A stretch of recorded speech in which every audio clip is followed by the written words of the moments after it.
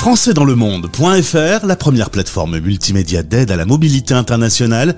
Bienvenue sur notre podcast, je suis Gauthier Seyss et j'ai le plaisir de passer 10 minutes avec William Demoustier, direction Dubaï. 10 minutes, le podcast des Français dans le monde. Françaisdanslemonde.fr. Bonjour William. Bonjour Gauthier.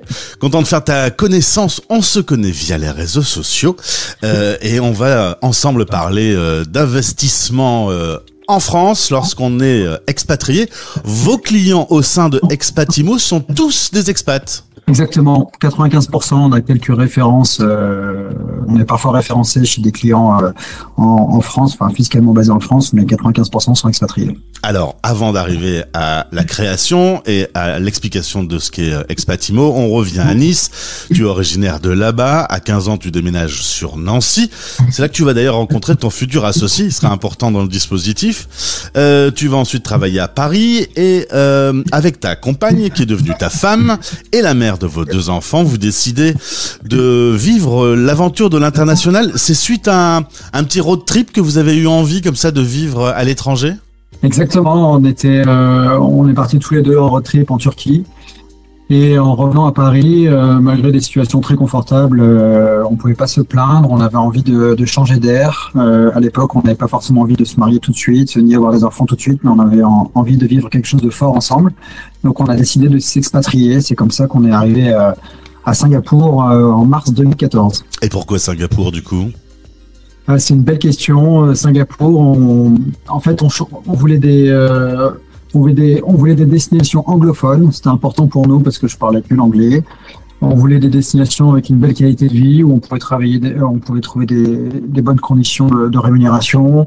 On a exclu l'Australie, Nouvelle-Zélande pour la distance parce qu'on trouvait ça trop loin de nos familles.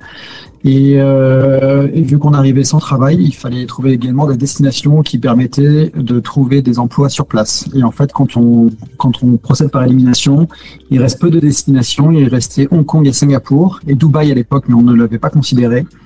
On reviendra dessus probablement. Et entre Hong Kong et Singapour, il se trouvait que ma femme avait son beau-frère à l'époque sur place, donc ça nous a décidé à nous installer là-bas. Et c'est là que vous avez eu vos 2 petites filles. Créer une famille comme ça en mobilité internationale, peut-être un peu loin de la famille, ça a été facile ou au final c'est une belle aventure pour toute la famille ? Alors c'est une belle aventure, mais je dirais pas que c'était facile pour plusieurs raisons. La première, c'est quelque chose qu'on avait totalement sous-estimé, c'est le manque de repères d'éducation. C'est-à-dire que quand on devient parent, personne nous apprend à être parent et le repère éducatif qu'on peut aller chercher chez les cousins, cousines, familles proches, pendant les réunions de famille, nous ont manqué avec du recul. Et le Covid est arrivé et il se trouve que la dernière fois qu'on avait vu nos parents, on avait notre grande fille. La deuxième fois qu'on a vu nos parents, on avait une deuxième fille qui marchait. Ah ouais. Donc là-dessus, c'était assez compliqué dans le sens où il n'y a pas eu d'accompagnement de grossesse ni de la première année. Là, il y a eu partout pour tous ceux qui ont connu ces murs qui se sont dressés pendant le Covid, des histoires parfois un peu douloureuses. Je suppose que pour les familles, pas pouvoir voir la petite, ça a été un peu difficile, hein, clairement. Exactement, et à l'inverse également, parce que je reviens un peu sur ces besoins de repères, que ce soit pour les parents ou pour les enfants, les grands-parents ont un vrai rôle dans ce sens-là. Alors vous décidez de partir du coup à cause de ce Covid et des restrictions, direction Dubaï. Alors pourquoi Dubaï ? C'est la deuxième fois que je pose une question du même style, sachant que vous étiez déjà passé là-bas et que vous n'aviez pas aimé. Et oui, comme quoi il faut rester ouvert sur les opportunités. Pourquoi Dubaï ? Déjà, de manière très pragmatique, c'était la seule destination à l'été 2021 qui acceptait des nouveaux migrants. Beaucoup de frontières étaient encore fermées, notamment l'Asie. Dubaï nous a accueillis les bras ouverts. On avait de l'appréhension, comme je pense beaucoup de personnes sur Dubaï. Ce qui s'est passé, c'est qu'on a tout simplement appelé. On a commencé à émettre l'idée auprès de nos amis à Singapour de partir à Dubaï. On a rapidement eu des contacts sur place et ils nous ont rassurés sur la vie là-bas, que ça restait une vie simple. Voilà, une vie simple comme on pouvait l'avoir à Singapour ou d'autres destinations, loin des grands clichés que l'on peut trouver dans les médias. C'est ça, on part sans doute dans ses bagages avec toute une série d'idées préconçues sur la vie à Dubaï, et quand on y est, quand la vie se passe au quotidien, tu m'as dit c'est simple, on a des amis, on s'y sent bien, c'est pas du tout cette image d'Épinal qui est habituellement dégagée par les médias. Alors, cette image existe, mais les médias focus dessus, dans le sens où si on veut trouver le Dubaï des médias, on le trouvera, ouais. Mais si on veut l'éviter, on l'évite très facilement. En juin 2020, tu crées Expat Immo. Alors, c'est toi qui as commencé personnellement à investir dans l'immobilier en France, à Nice et à Mulhouse. À Mulhouse, d'ailleurs, où le droit foncier alsacien est différent, ça c'est historique, c'est des restes de la Deuxième Guerre. C'est ça, c'est même les restes de la Première Guerre, quand l'Alsace-Lorraine était encore allemande, jusqu'en 1918. Le droit foncier a été créé avant 1918, et donc il y a des spécificités. Pour être précis, c'est en Alsace-Moselle, donc à Metz également. Il y a des spécificités, si tu ne sais pas, Gauthier, également sur les jours de congé. Ils ont 2 jours de congé supplémentaires, le 26 décembre et le vendredi saint, qui sont fériés en Alsace-Moselle et pas dans le reste de la France. Eh ben voilà, j'en apprends tous les jours. Aujourd'hui, vous avez développé Expat Immo complètement en remote. Alors là aussi, on le dit de temps en temps, le Covid, ça a été beaucoup de souffrance, mais aussi pas mal d'avancées technologiques, notamment ce qui ne pouvait pas se faire avant, des signatures à distance, par exemple, c'est aujourd'hui possible. Exactement, c'est entièrement possible, que ce soit du côté bancaire ou notarié. Toutes les signatures se font à distance, de manière très facile, souvent via des logiciels type DocuSign. Seules les offres de prêt sont toujours imprimées physiquement en papier, envoyées dans une boîte postale et ensuite renvoyées en France. Mais ça reste des échanges papier sans déplacement.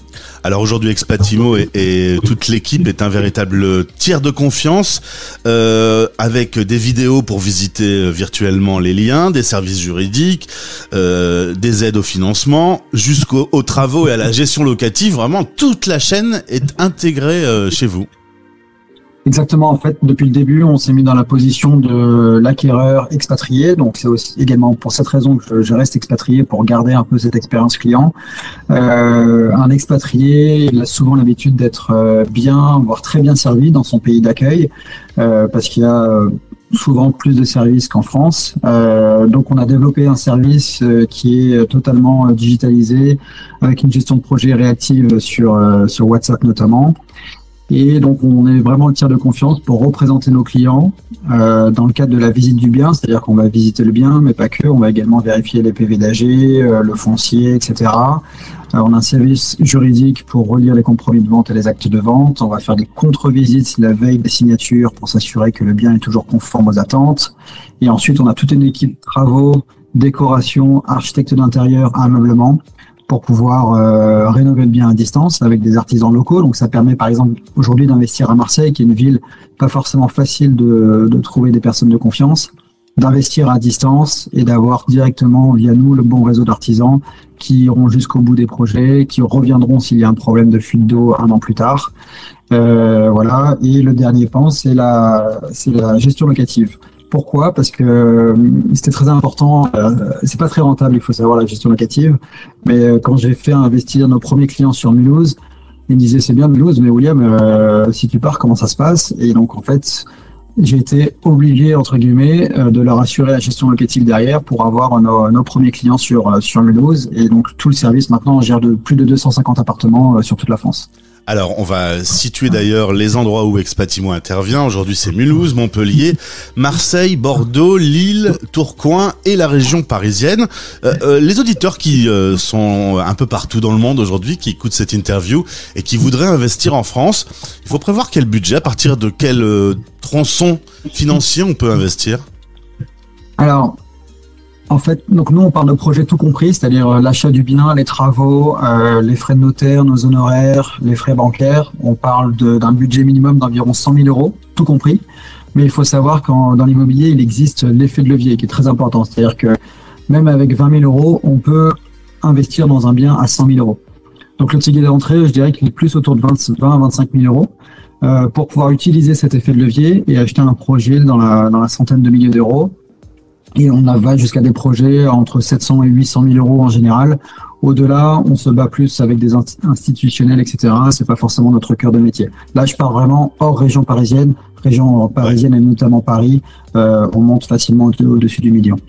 Petite question sur l'immobilier. On dit toujours que c'est une valeur sûre. On est en pleine inflation un peu partout dans le monde. C'est le meilleur placement d'investir dans l'immobilier à ce jour? Alors, j'aime pas trop dire ça parce que, alors, même si j'ai personnellement beaucoup d'immobilier, pas que, et j'aime pas opposer les investissements. La première règle, c'est la diversification. Donc typiquement, une personne qui a beaucoup d'immobilier à Dubaï, c'est bien d'en prendre un petit peu en France. Et inversement, je prône vraiment pour la diversification et pas penser. En fait, pour moi, le seul avantage d'investir dans l'immobilier, il y en a qu'un seul, c'est l'effet de levier. C'est-à-dire que si on a une enveloppe de cash, autant la mettre en bourse ou dans d'autres placements qui sont plus liquides, parfois même plus rentables. Il faut pas se mentir. L'immobilier, le vrai avantage, c'est l'effet de levier.